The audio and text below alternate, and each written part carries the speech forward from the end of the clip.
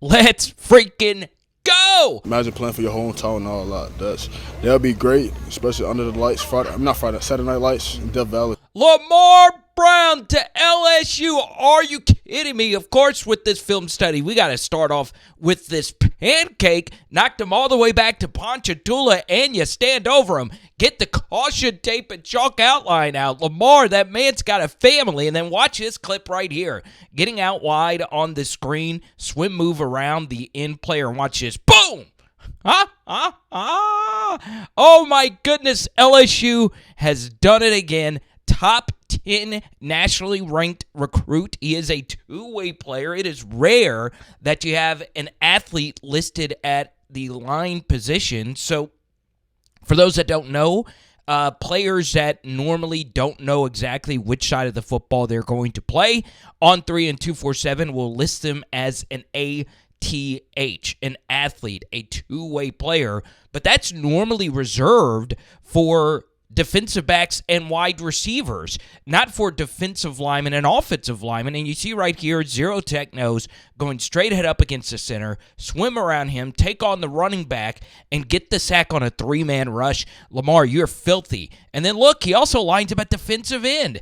All right, little high pad level there. Who cares? He breaks to the inside and gets the mother freaking job done. And then in a 2-point stance, standing defensive end at the top of your screen here, going up against the offensive tackle, no freaking chance. Kid is on a sled, and I don't know why this QB didn't just throw away this football, takes the safety. What are you doing with your life, QB? But the bottom line is this is one of the most colossal LSU recruiting lands in history, right? An in-state 5-star Louisiana guy in the NIL era. This guy obviously could go anywhere he wants to on the planet Earth, and there was a lot of steam when it comes to this young man going out of state. There have been U-High elite recruits that have gone elsewhere. Obviously, the most famous of which is Dylan Moses, the older brother of Keelan Moses, who was a linebacker in this last class. U-High, the high school that is located on LSU's campus.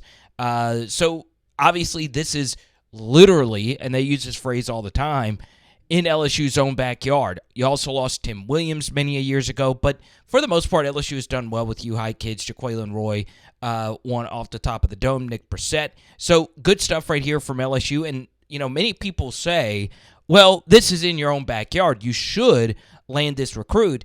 Well, there's some kids out there that just want to go elsewhere and just get a fresh start and live the college experience. I was someone like that, not obviously as an elite 5-star recruit, but someone that wanted to go somewhere else for his college experience out of state. So good job by LSU.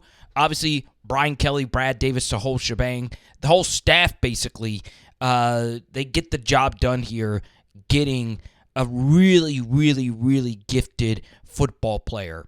And there's one thing about this recruiting tape that we're going to share with you in just a moment that's going to absolutely blow your socks off.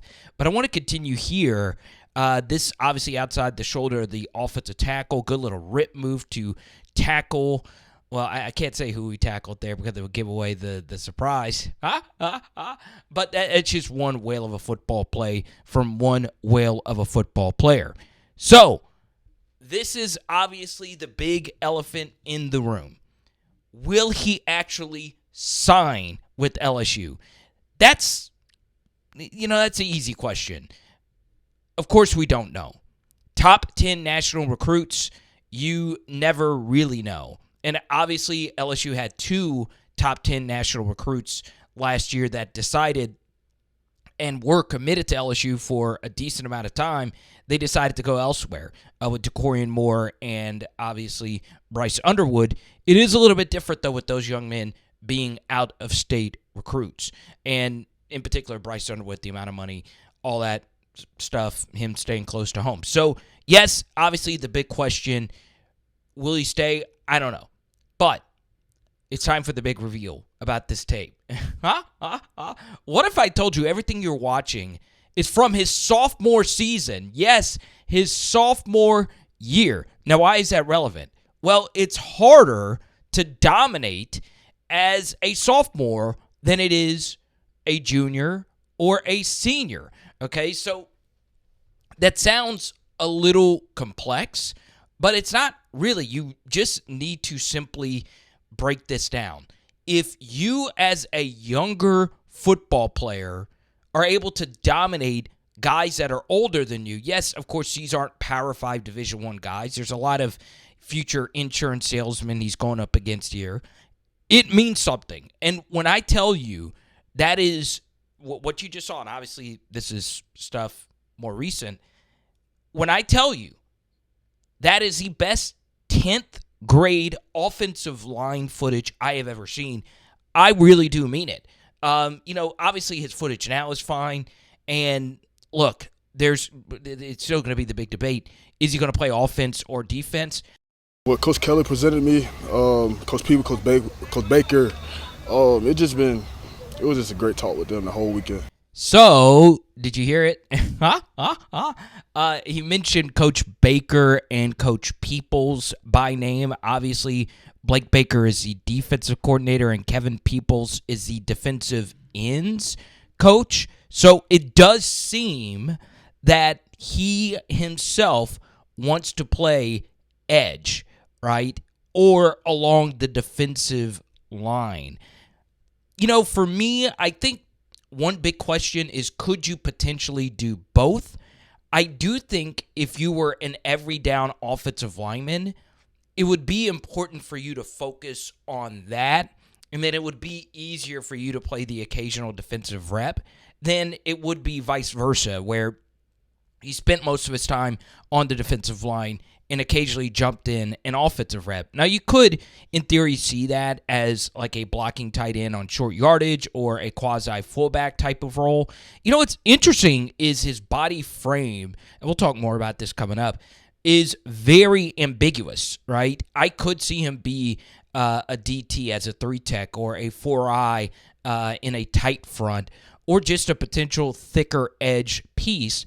I also think his offensive line frame, while it is a tad bit on the lighter side, he is still so unfreaking believably explosive that with proper dieting and obviously nutrition, he could play offensive guard or offensive tackle. So that is also very exciting, and it's also a little concerning because you would need to find that defined role.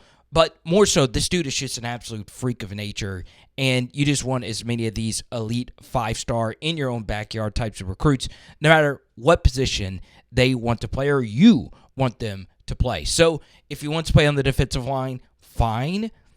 But at the same time, personally for me, I love his offensive line footage. Now, obviously, you take it with a grain of salt. These are not the biggest kids in the world. These are obviously kids that are going to be selling insurance here in a couple of years. But whatever the case may be, his offensive line mobility, in particular the second-level blocks, are really, really fun to watch. In fact, I don't know many offensive linemen I have ever watched better at climbing to the second level with that much fluidity ever for any high school offensive line prospect. And then this right here, I mean, you could just see the football IQ just jump off the page. Let's actually slow this down. Watch him pass off this defensive end. He makes sure that the offensive guard gets him on the twist stunt. Then he picks up the DT and gives him every bit of the business here. This is the definition of a freaking phone booth. And no Superman is walking out of that. That is absolutely positively perfect pass protection. And one thing I really liked is it does seem Lamar Brown's football IQ is really, really, really high. You do see some clips of offensive line prospects where the only thing you do see is him just barreling over guys. Right there, he chops down the arm of the pass rusher, ruining his leverage and getting him on the ground. It's not just him putting guys into the dirt. It's him combo blocking and reaching to the second level. I freaking love seeing that. I also think scheme does matter. I could see him having success in a gap or a zone scheme as well as a blocker. Some guys are better fitted for one or the other. Overall, when you just look at his overall body of work, he is such a scheme versatile prospect where you could see him defensive line as a DT or a 4-eye or a thicker defensive end. You could see him as an offensive tackle or an offensive guard in a zone or gap scheme. It really is a lot of fun. Even if he did not choose LSU today, I would be very curious to see how this athletic profile works itself out, because it is indeed very, very, very unique. So, I know some people have thrown the word like generational around. I don't view I don't see this as like a Jadeveon Clowney type of generational land, or for LSU a Leonard Fournette type of situation. But he is right on the precipice of that when you actually watch him play. It is hard to envision a world with perfect health that he's not an all-SEC or at the very floor least multiple-year standout starter. So, this is just a massive, massive, massive land.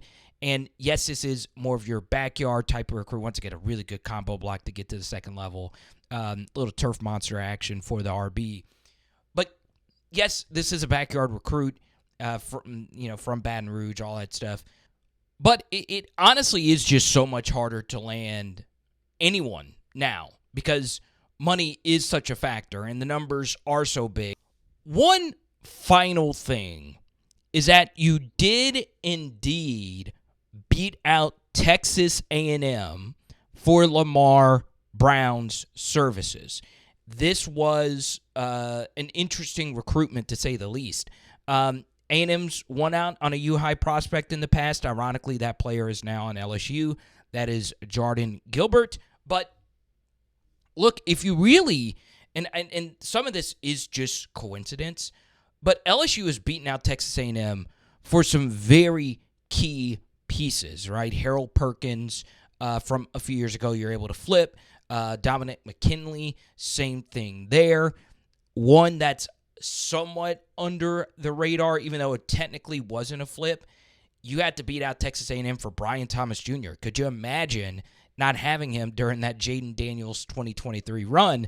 You probably don't win as many games. So it's important to win this battle versus a team that's oftentimes on your schedule. Look, there have been some other key players that A&M's won, and Jacoby Matthews being one of them. And Jacoby Matthews, when he was playing for A&M, was a good football player. So Texas A&M, with the resources that they have, this was a very good win versus one of your rivals. So let me know what you guys think down below, and we will talk to you soon. Welcome to BR, Lamar Brown, and I totally understand if you're skeptical if he actually decides to sign or not. Floating in your face, check it out. A fun video for you. It is Power Hour LSU. Boom. And tonight, we're doing green eggs and ham. Let's go.